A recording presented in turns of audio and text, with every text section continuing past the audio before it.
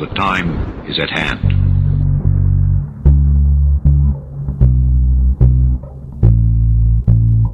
Hello, this is In Dark Places, Crackheads Unite.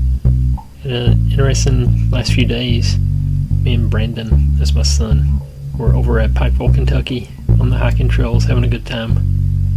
After we left, we were going to go to Walmart and buy some stuff. On the way to Walmart, the ball joint broke on my 2004 Mustang and almost caused us to wreck. It was a terrible noise. The car was just kind of dragging the ground. The brakes were screeching. It took me like 30 seconds to get the car to stop. I don't know how we didn't wreck. The angels were looking out for us again. We had to get a tow truck to haul the car back to a garage. It was $200 for the tow truck, $320 to put a new ball joint in the car. I get paid about $450 a week, so do the math. And I keep seeing all these videos and Facebook posts and stuff like that of people having meltdowns because their DoorDash guy put the food right up against their door and they couldn't open their door. People freak out about stuff like this and they can't find their phone charger. Let's address some real world problems for a change. The system is seriously broken and it needs to be fixed, like yesterday. Why are garage workers making $200 an hour? Why are wildfires just suddenly raging out of control? This is your roving news reporter for In Dark Places, Mr. Haunted, with a chapter from my next book, and I'm only telling you it now because of the current situation with the wildfires coming in from Canada right now. So it's not edited 100%, but here goes. This story is called The Fire Jumpers.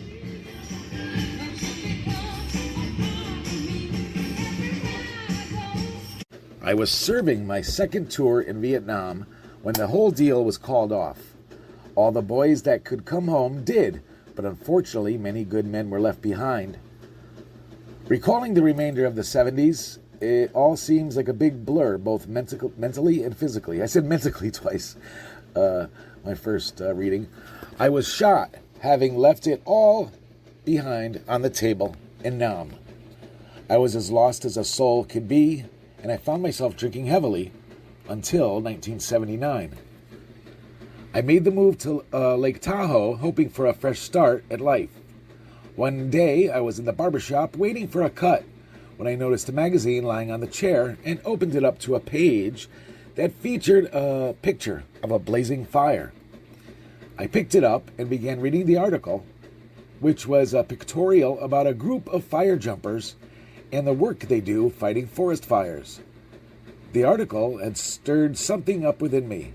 As I looked at the photos, these men arm in arm with their faces covered in black soot, I realized that I have found my destiny, and this became my reason to live. I spent the next year researching and training, doing everything that I needed to do in order to become a fire jumper. The reality was that I already had my foot in the door thanks to my Army training. I'd been on several parachute jumps and was still physically fit, and during a year of training, I bolstered my fitness even farther. On top of all that, I was a certified field medic. Thanks to my training and experience, I was welcomed into the team in the northwestern United States. Now, fire jumping can be incredibly dangerous. We were dropped into locations where a severe fire is believed to be heading based on terrain, fuel supply, and direction of the prevailing winds, and our job was to create fire breaks so that once the fire makes it there, it will run out of fuel. If we did our job properly, the fire would burn itself out. Once we're dropped in, fire jumping can be a very lonely affair, and we must be attentive to the advancing fire at all times. In many situations, the only help we can rely on is ourselves and air support, though in some cases we can receive ground support if we found suitable areas for them to reach us. When we were in the heat of it all, it was not unusual to see all kinds of wildlife, herds of wild horses, deer, and everything else you can imagine running for cover, trying to escape the flames and smoke. One August, a lightning strike started a blaze in Northern California. There were already 5,000 acres ablaze when we were called in. We began to work on an adjacent hillside opposite from the most intense area of burning trees and clearing the underbrush. A reminder next time to get my other pair of glasses. We worked on clearing this break for hours before the team leader made the decision that we should climb the hillside and work our way down to the canyon area to our west. The thought was that if the fire advanced in the direction of the canyon, it would either burn out by the edge or burn down into it, making it easier to contain. Everything in this business is a gamble of what-ifs. As we began our descent, we noticed a line of creatures walking away from the canyon and headed north. They were black and they walked like men. One of the members of our team pulled out her binoculars and said, "Look, they're Sasquatch." We didn't believe her, but we were all given a chance to look through the binoculars ourselves and had to admit it was true. There were 3 large Sasquatch and 1 smaller one fleeing the smoke and impending danger. Like all other creatures, we had no time to continue watching, but had plenty to talk about. When we made our way down to the canyon and began our work forming a line, my buddy Steve and I were now occupying the area that the Sasquatch had just moved through. About 2 hours into our work, Steve said, "Hey, what the hell is that?" He paused and then said, "Oh my God, it's a person, or what's left of them." We both laid down our tools and motioned for the team to come down to where we were. We stood there looking upon the skeletal remains of a human being with its clothes still on. The clothes were weather-beaten so bad that the bones were visible through the fabric in many areas. The skeleton seemed to have been there for quite some time and was wedged between 2 large boulders. As we stood there, we realized that something was not right. The body had a collared shirt on, but according to the direction the boots were facing, the shirt was on the skeleton backwards. After a minute, one of the men pointed out that the shoes were on the wrong feet as well, and there was also no skull present. We wondered who the hell would walk around in the middle of nowhere with their shirt backwards and their shoes on the wrong feet. There was no backpack or any type of gear whatsoever present, with the corpse only the remains of a blue shirt, a pair of tan trousers, and brown hiking boots. There weren't even socks or underwear visible.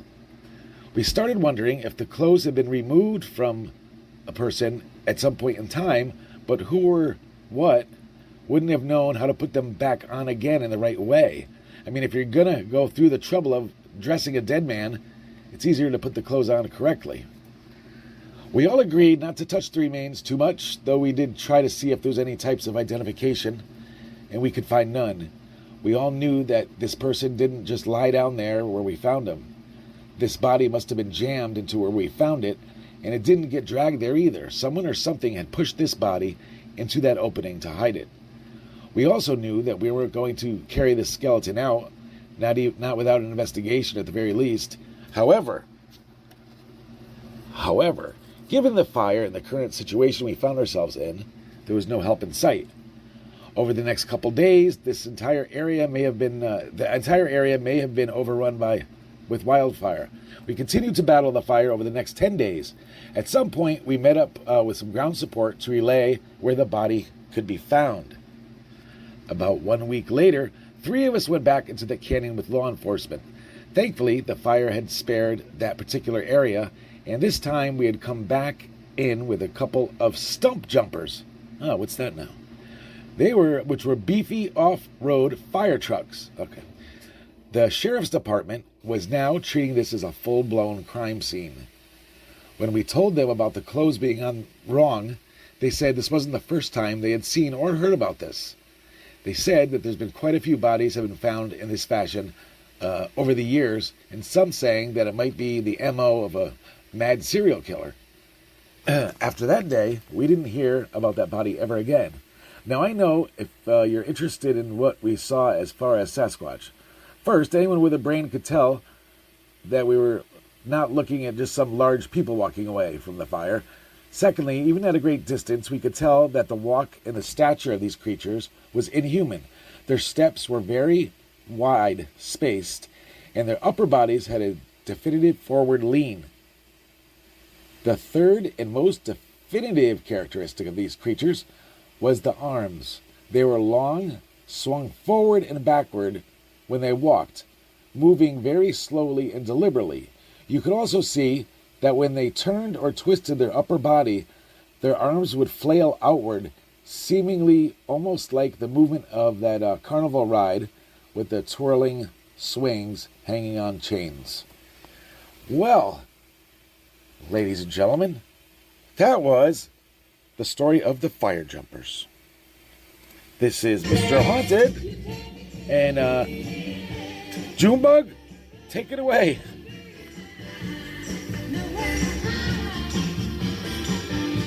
Thank you, Jimmy. Good one. Firewalkers. Crazy, insane story. And what's the main event this week? The main event is going to be Native American Tales of Terror. There's so many creepy, scary, insane stories that originate from the Native American reservations. And a lot of times they're just tight-lipped about it and they don't discuss these things. It's not a part of their custom. But every once in a while, some of the stories will kind of slip through the cracks. And we have some of those for you on the show this week. I have many stories. I lived in the Uinta Basin for many years, skinwalker territory. One time my brother-in-law went camping at a lake in the Uintas. He was in his tent with his dog, Doggy. And the dog started to whine. He said this horrible smell came in, and then a horrible scream. He said the being ran around the lake over and over, just screaming. He said he's never been so scared in his life. He thinks it was a Sasquatch. I myself have seen something. I was driving to Brainhead at around 1 a.m. going to my parents' cabin. There's an S-curve going up a mountain, and when I came to one curve, a naked figure ran across the road, and I barely dodged them. It was not a deer. It was standing upright like a man. I'll never forget it. I also grew up in St. George and have seen some crazy things in the sky. UFOs aplenty since it's near Area 51. I also remember the day when we saw a stealth bomber when it was still in the testing phase. It was so rad, we had no idea what it was. Near the gate of Skinwalker Ranch, I had a wild dog stop in his tracks and stare at me for a long time, the way that a person would. No barking or growling or anything, just held eye contact for a good minute before I slowly drove off.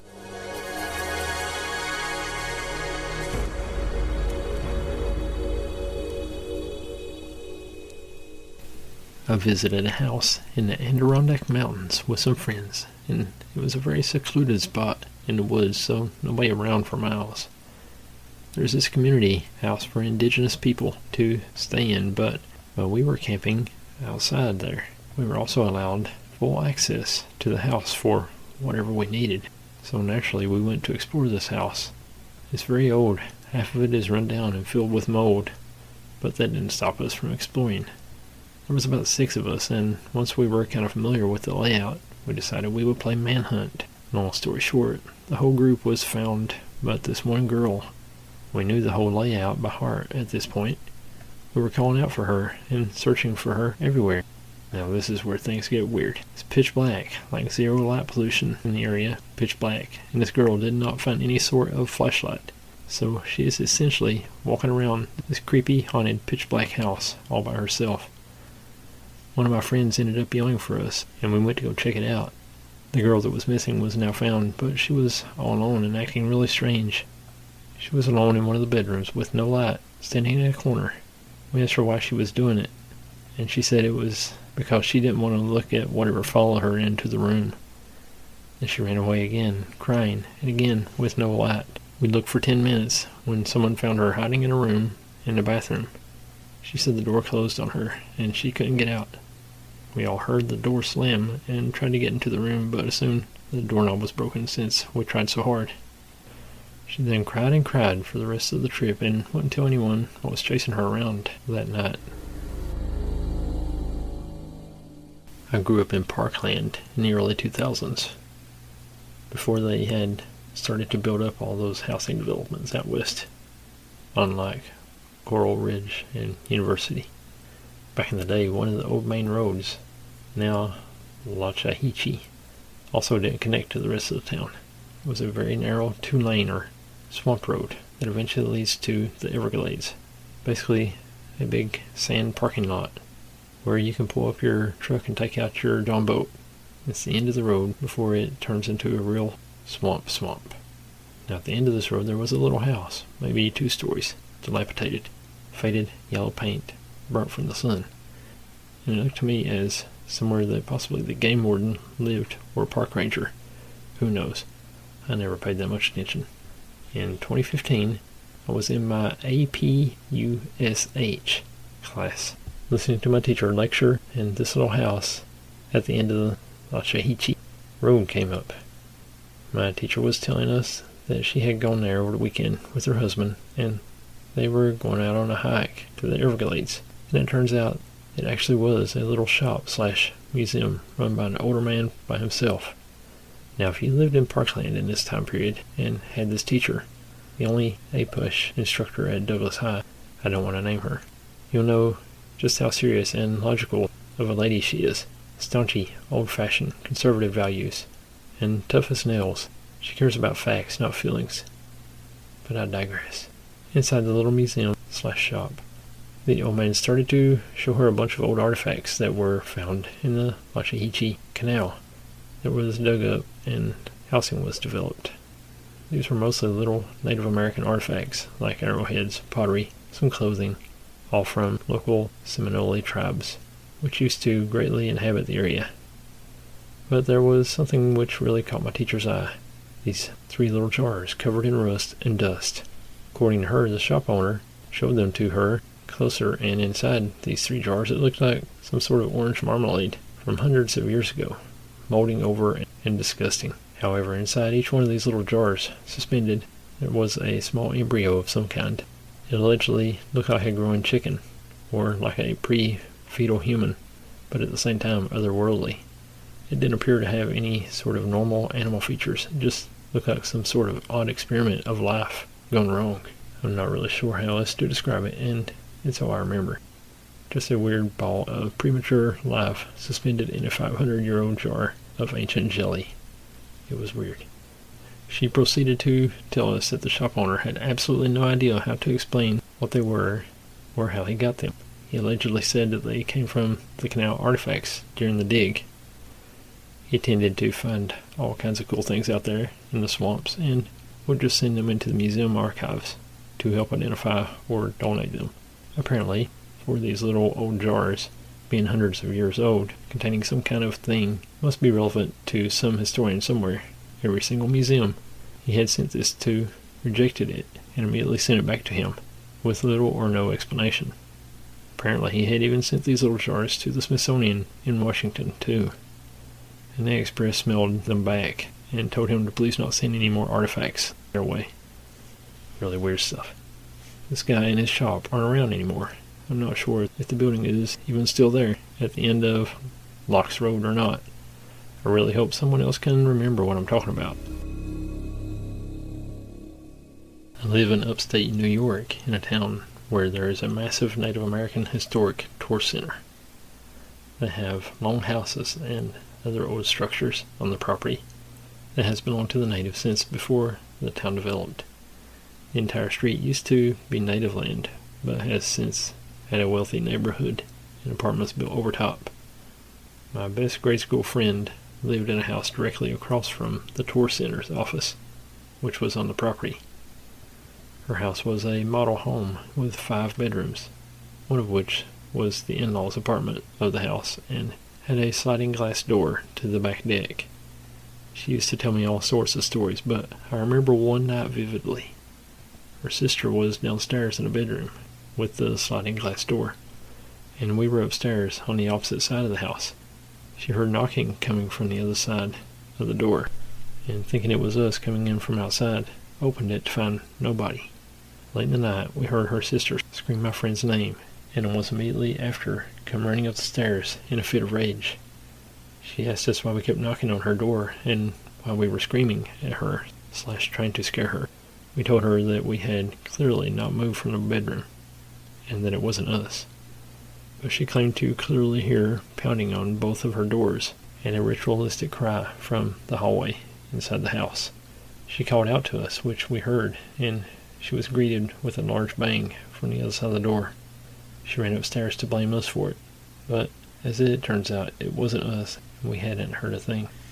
Many years later, just a few weeks ago, now my significant other left my house to return to his, which is in a neighborhood right down the road from the tour center, only about 3 doors down from my grade school friend's house. It was blizzarding and negative degrees cold at this point.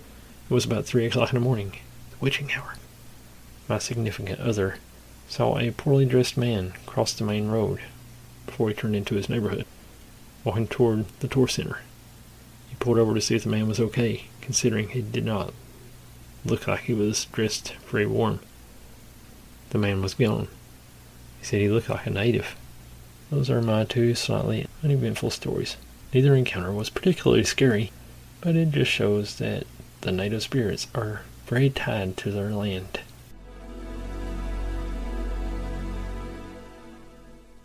Me and my 3 friends decided to go for a walk in the woods at night. Me and my friend John had some shrooms, so we took them. My other 2 friends did not take shrooms. 2 of us were on shrooms, 2 of us were not. It was in the woods of Massachusetts. It was during the beginning of spring, so there was still a little bit of snow in the woods. We took a known path through the woods and eventually came to a river. The river led off the known path into the woods, so we followed the river into the woods off the path. We got to a decent spot to light a fire by the river and play some music with some portable speakers. We played the band Tool, the song Intention. So we kept feeding the fires while smoking some cigarettes and listening to the music. Then the most insane thing happened. We all experienced the same thing. The 2 that were on shrooms and the 2 that were not.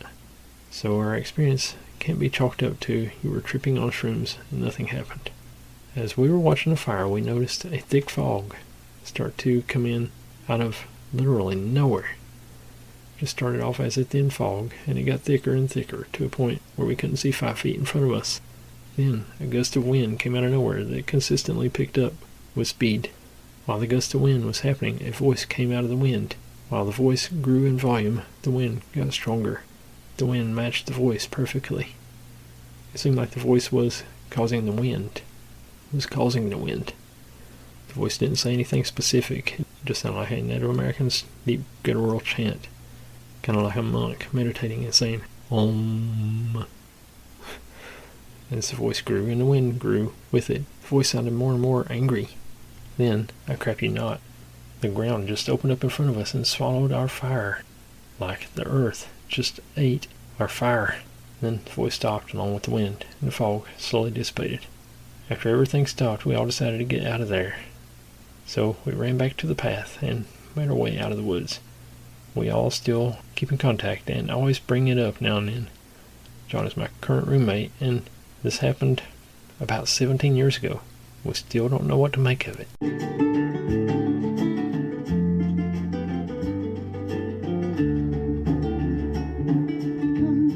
Wow, that's a creepy song for an intro.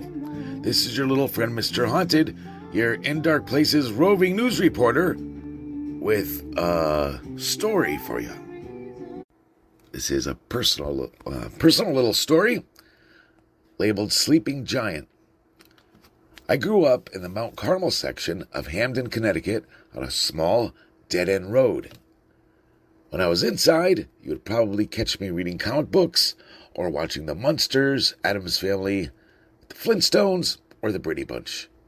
It was the 70s, and we spent more time outside then, and when I was outside, I would either be exploring the woods across the street or be doing death-defying, Evel Knievel-like stunts on my bicycle. Truth is that I was jumping the one cinder block that I could find with a scrap piece of plywood for my ramp. but let's keep that between us. I spent countless hours in the woods. At one point, I wanted to be an archaeologist, and my goal every day was to go find treasures. I couldn't get to Egypt on my little big wheel, so when I went out exploring, I always wanted to come home with something, anything interesting. On a good day, I'd capture a little turtle, a frog, or a salamander, but my ultimate goal was to find arrowheads. And my dad told me growing up that my grandmother was an Apache. So decades later, I found out that wasn't true. My dad even built me a teepee in our backyard, and his nicknames for me were Indian Skulls and Little Hawk. Hamden was bought by the Quinnipiac tribe in the 1600s, so I was able to find quite a few arrowheads.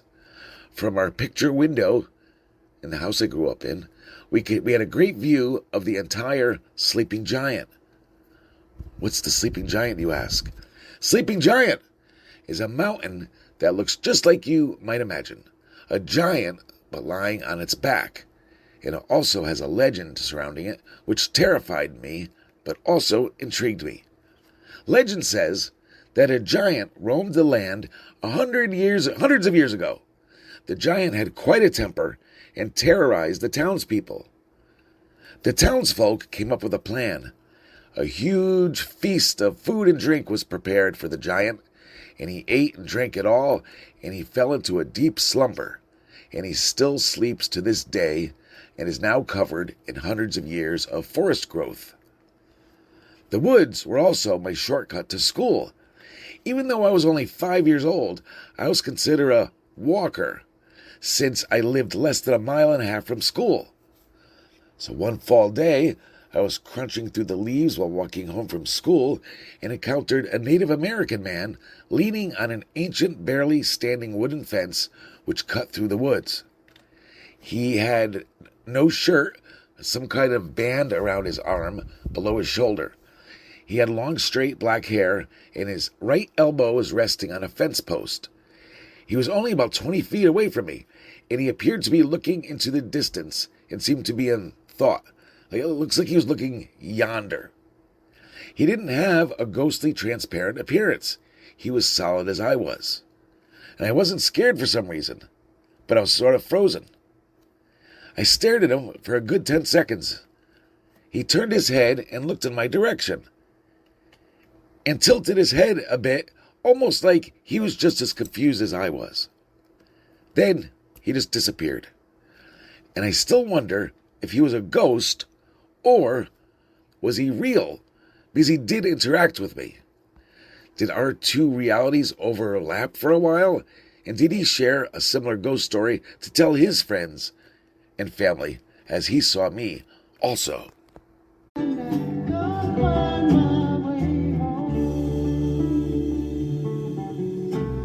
Back to you, Junebug, with more In Dark Places.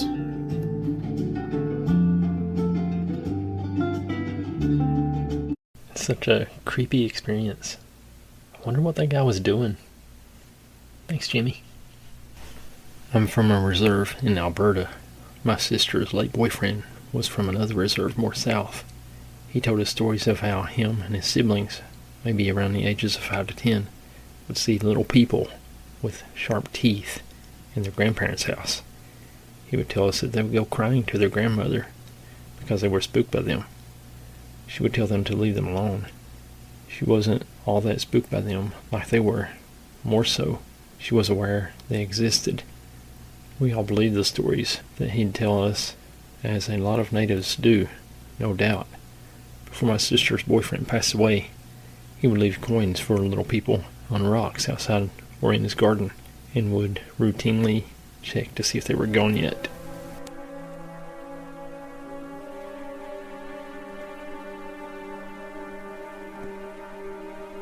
I live on a native reserve called Akwesasne. I don't know if it's well known or not, but a quick Google search will tell you the basics. So let's get into this. A 21-year-old female once went out on the boat with my father and her sister and her kids and their father. And in the St. Lawrence River, I guess you could call it an urban legend about the seaweed at the bottom of the river. The said that bad men would be dragged under by these creatures that disguise themselves as the rest of the weeds. And while I was on this outing, I jumped in the river alone. I was like 7 to 10 years old. It wasn't uncommon for me to swim alone. And when I jumped in, I remember looking down at the bottom of the river, and the weeds were about 50 or so feet below me, pretty far in a river. And as I swam back up to the surface of the water, I felt something grab my leg. I looked down, and it was the weeds. One, strand was just wrapped around my right ankle, and I remember the light fading away. Then I blacked out, and when I came to, my uncle was giving me CPR, while my father was crying in my sister's arms. He was so scared of losing me, as we lost my older sister when I was 3. That's how I remember of that day. No one else talks about the trauma here, because it's considered to be all in our heads. Another time, that didn't happen to me, it happened to one of my uncles. He was out on a sea-doo in the rain, and he saw a literal giant snake head, and he hit it. And this thing was impossibly huge, bigger than a car. Needless to say, I never swim alone anymore, and he doesn't go on the river in the rain. I was 11 years old, and my dad was an a-hole military vet. I was washing dishes, and I saw a man in Native American headdress walk right in front of me. I wasn't scared, didn't think he was a ghost either, because he looked real. But then he walked right through the wall. I about crapped my pants. I immediately ran upstairs to tell my dad what I saw, and he said I was dumb for making things up, and he grabbed me by my hair. He shook my head from side to side and said, "See, the house is dirty. If you turn your head fast, it looks like you're seeing something that isn't there." Like I said, rude, grumpy, abusive military vet. Fast forward to, 3 to 4 months later, and I'm experiencing things regularly. I smell tobacco burning in my room. I see the ghost Native American in my backyard. I see him in the hallway by my room, and the only thing I can gather from his expression is that he looks lost or displeased about something, but I don't know what. I felt so alone, because I couldn't tell my dad after he reacted the way he did. One day I was chilling on the couch, and my dad jumped up from the dining room table, and he ran to the back door and opened it and yelled, "Where are you? If you come back here again, I'm going to kill you." I wasn't shocked by that reaction, because I wasn't expecting anything less from my dad. But what shocked me was what my skeptical dad said. He said that there was a man outside in our backyard wearing an Indian headdress, looking into our house. As he was telling me this, he started to remember what I told him, and I immediately reminded him about the dishwashing incident that he dismissed. Eventually my dad would say that he saw him multiple times inside our house. He seemed harmless. My dad told me not to interact with the ghost out of fear that it might give him power or make him stay. My dad eventually apologized to me for not believing me. If anyone was wondering what battlegrounds this ghost is from, it's in Texas. I knew a Navajo woman who I was close to. She was older and told me her grandfather was a skinwalker. She said that he was a bad man and that she was always afraid of him. She said she woke up one night as a child, saw her grandfather in another form outside their cabin. She recognized him. When I was in high school at Orem High, we had this outdoors class, and we all took a school camping trip somewhere in southwest Utah. I forget the name. They just let 50 kids run around in the desert, which was probably not a very smart idea, but we had a lot of fun. Very late at night, my friends and I were sitting on a ledge of the canyon we camped next to, and we were throwing rocks into it, talking, watching the moon illuminate the craggy rocks below. As we were talking and throwing our rocks, a rock was thrown back at us. We all froze because the canyon was so far down, and there's no way that any of our classmates would have feasibly been able to go down there, especially in the dark. We sat there frozen, asking each other what that was, and another rock flew back at us from the direction of the canyon. We bolted up and sprinted for my tent and didn't leave again until the morning. We never saw anything, but I'm convinced it was something supernatural. There's no way a person could be down there in that terrain at that hour of the night.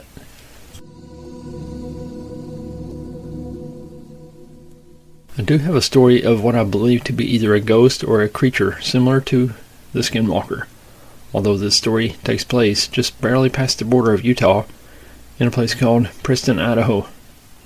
Me and my friends were out camping at a reservoir a few miles up Preston called Winder Reservoir. Now this area, barely a couple miles out of a massive indigenous massacre site, the Bear River Massacre. I've heard rumor that the area was turned into grazing fields because there are still human remains deep in those grounds. And when we had initially camped there, we had not known of it, as despite being one of the biggest slaughters of the natives in American history, we were never taught about it in school, or even really took notice of the historical landmark for it that was on the side of the road. Now anyway, one night we were all drinking, and just about everybody was pretty decently stoned. We had spent the night partying and eating pizza, and we were all ready to hit the hay and retire to our tents. I was bunked up with a couple of my friends because we had agreed to share a tent, as I owned a rather large 10-person tent. The rest of our friends stayed in a different tent, just a few feet away, closer to our cars. Now we were all getting ready to settle down when I decided I'd go out and take a pee on some trees by the road before going to bed. I get up, leave the tent, and I'm about to pull my zipper down when I hear something on the road next to me. Footsteps. I was confused. We were the only ones camping in the area that night, and we were practically in the middle of nowhere. It wouldn't have worried me too much had I not suddenly realized those footsteps were frantically running and straight toward my direction. My first instinct was to point a flashlight I had on me toward the sound. But when I did, I saw nothing. I just heard those footsteps getting louder and louder. I panicked and ran. Bursting through the tent, I accidentally tripped over one of my friends' heads and went crashing into the ground. My friends all shot up at me and were confused as to my panicked state. I explained that I heard someone running at me, and that was when we heard whatever it was run around our tent. It stopped for a moment, but in that moment, I swear we could all hear these strange noises coming from outside. It sounded almost like a bird, but also like a bobcat. The noise seemed to grow louder and distant at the same time, feeling like it was surrounding us, screaming at us. In that frightening moment, we all hatched a plan. It was a stupid one, but we thought maybe it would save our hides from this potential threat.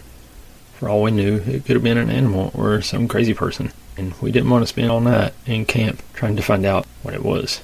Our plan was to run out of the tent screaming all at once to confuse whatever it was, and to get our friends out of their tents, and then pile into our cars and leave to town. As we executed this goofy maneuver, one of my friends later claimed that while we were running out of our tents, he had looked back and saw a figure chasing us. He couldn't make out any features, but he said it was big. Later on, as we were getting in the cars, he was one of the last ones to get in, and as he was closing the door, it suddenly got yanked open real quick. Thankfully, he was quick enough to grab it again and slam the door, and we drove off as fast as we could back into town. We ended up sleeping in a church parking lot for the rest of the night, and by morning, we drove back to see if anything had happened to our site. Surprisingly, nothing was touched. There was some food left out, but none of it had been eaten or thrown about. We tried to deduce if it was a person or an animal, but we couldn't really rack our heads around what it could have been.